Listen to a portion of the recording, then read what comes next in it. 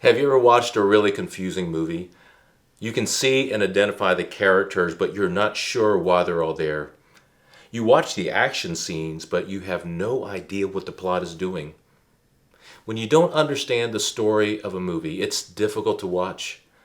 But when we don't understand the story of our lives, we run into a much bigger difficulty.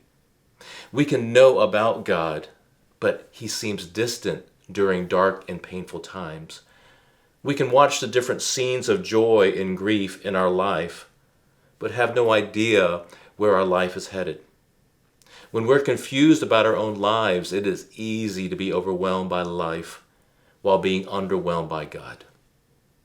My name is Robert Cheong, and I have spent over 25 years working with churches and teams around the world, helping God's people understand how their story connects with God's bigger and more beautiful story.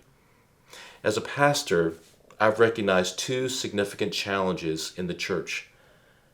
The first challenge is that church leaders and members can struggle to know how Jesus makes a difference in a broken world.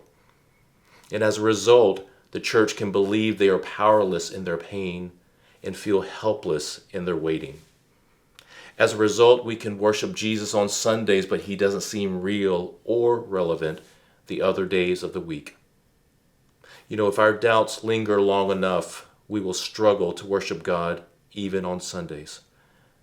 But the second challenge is that many people in the church don't feel anything from God when they read His Word and when they pray and as they live out their everyday lives. As a result, God's people can grow numb, hopeless, and even cynical in their relationship with God. I wrote Restoration Story to help God's people to see why Jesus matters in a broken world, to give the church confidence to live and love amid the struggles of life. Such confidence only comes from abiding in the love of Christ, where we can know and experience His love, His peace, and His joy. In Restoration Story, you will see through the lives of 4 different people how life in a fallen world can erect barriers to God and erode our faith in God. As you work your way through each chapter, you may be surprised to see aspects of your own story and struggles described throughout the pages.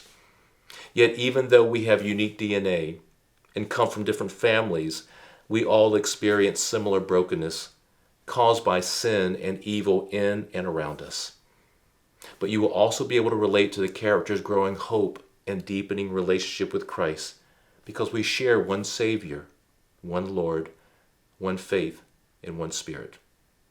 As a result, you can be encouraged as you read how God shepherds, comforts, loves, and even restores these individuals. You will also grow in confidence that Christ is who and what we need in our troubles.